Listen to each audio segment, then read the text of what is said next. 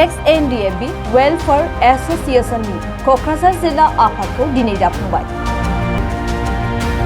गोदानै दाफुंनाय क'क्राझार जिल्ला Ndfb Welfare Associationनि आफादगिरि महरै आगस्तिन बरगयारी आरो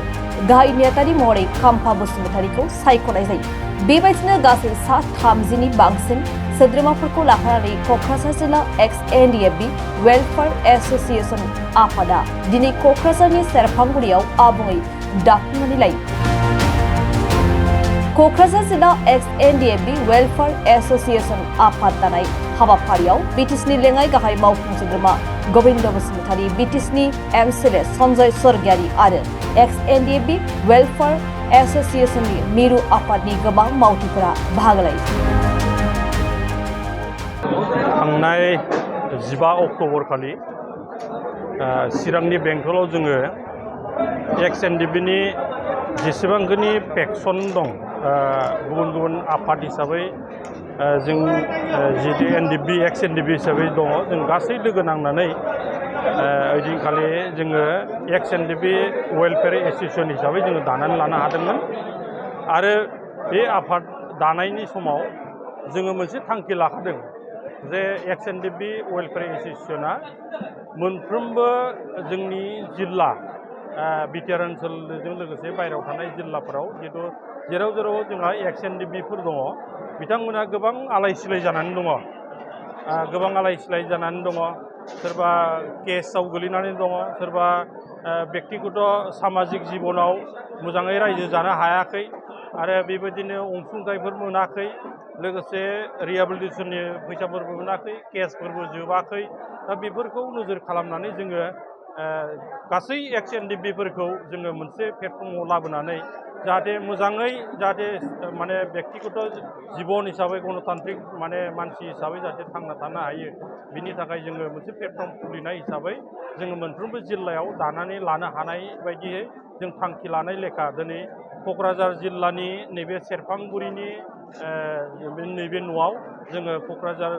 जिल्ला Ndfb वेलफेयार एसोसिएशन हिसाबै आवगायनि Ndfbनि मावथि बिथां आगस्तिन बरगयारी एबा एलियास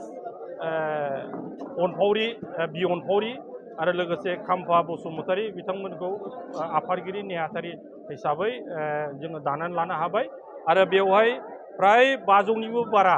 क'क्राझार जिल्लानि जेसेबांखिनि Ndfbफोर दं बिथांमोना ज' माने जानानै बेखौ दानानै लादों। आरो बेयाव जोङो सेन्ट्रेल कमिटिनिफ्राय जोंखौ बे लेंहरनाय हिसाबै जों दिनै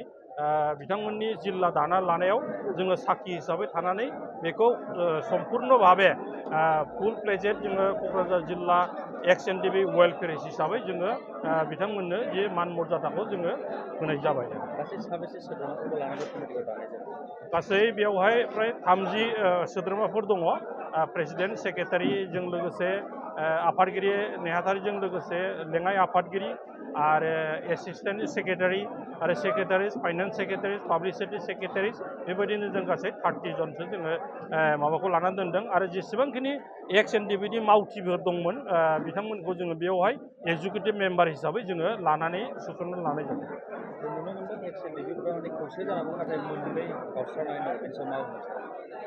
दा बिभिन्न जना बिभिन्न सिन्था धारणाजों गोदान माने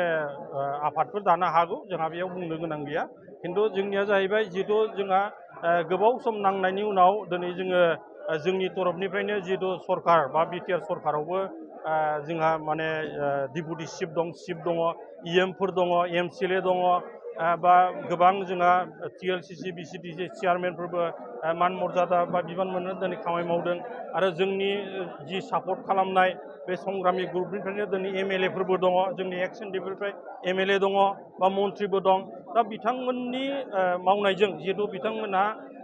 जोंनि समाजनि जोंनि माने ओनसोलनि जौगानायनि थाखाय खामानि मावो। दा ओंखायनो बिथांमोनजों जोङो थांनानै बा बिथांमोननि जों सहाय मदद लानानै जेसेबांखिनि जोंहा माने Ndfb हिसाबै समयसाफोर दं, दा बे समयसाखौ जोङो बिथांमोननो जों फोरमायनानै बा बिथांमोननि खाथियावनो थांनानै जोंनि माने जे थालांनाय केसफोर, लोगोसे एक्स ग्रेसिया मोननांगौ, लोगोसे माने रिहेबिलिटेसन मोननांगौ, लोगोसे सरकारनिफ्राय माखासे माने अनसुंथाइफोर मोननांगौ आरो बेयावहाय दिनैहाय बेखौ जों नोजोर खालामदों आरो बिथांमोनानो होनो हायो बिर'धि दलाथ' थांनानै बेयाव होनो हाया ओंखायनो जोङो गोबाव सम बिर'धियाव थाबोनाय हिसाबै नांनाय संगठन हिसाबै जोंहा बे माने अभिगथाया दङ आरो दिनै जोंहा बे XNDB जोङो क'क्राझार जिल्ला दानो लानाय समावनो जोंहा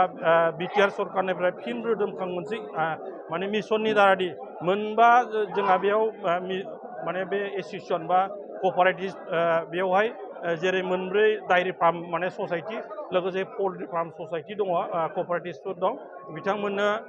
सोरनोबा 20 लाख सोरनोबा 40 लाख होननानै गासै 2 कौटि रांनि बेयाव माने अनसुंथाइ होदों दा बेबायदि अनसुंथाइखौ जोंनो नांगौ जोंनो बेक्तिगत जिबनाव दिनै जेनेबा जोंनो नांगौ आरो बेबायदि मोनबाय थादों जों बेखौ लुबैयो आरो बेखौ बेबायदि सुबिदा बा IBS बा जिखुनु फाइनान्सियेल एसिस्टेन्ट जुदि मोनोब्ला निस्सय माने NDFBनि जेसेबांखिनि संग्रामिफोर दङ आलाय सिलाय जानानै दं आधा जिबनानो बारलांबाय दिनै नांनानै बिथांमोना मोजां इस्टाब्लिश जागोन होननानै जों मोनसे आसा खालामो ओंखायनो बे बेलायाव जोङो सरकारजों जों थाफानानै बेफोरखौ जोङो मावफुंनायाव जोङो मदद होगोन लोगोसे जोंहा बिटिआर माने सुक्तिनि उनावहाय जेसेबांखिनि जोंहा दफाफोर दंबावो बा सिमा बारायनायजों लोगोसे जोंहा समस्ति बारायनांगौ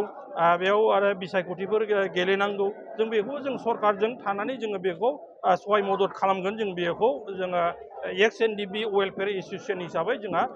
बेयाव जोंहा थांखि दङ आरो दा बेखौ लानानै सोरबाया गुबुन बिर'धिजों थांनानै बहाबा सोरजोंबा माबा मोनसे मोनगोन होननानै थांदोंबा जोंहा जेबो बुंनो गोनां गैया बिथांमोननि प्रति आरो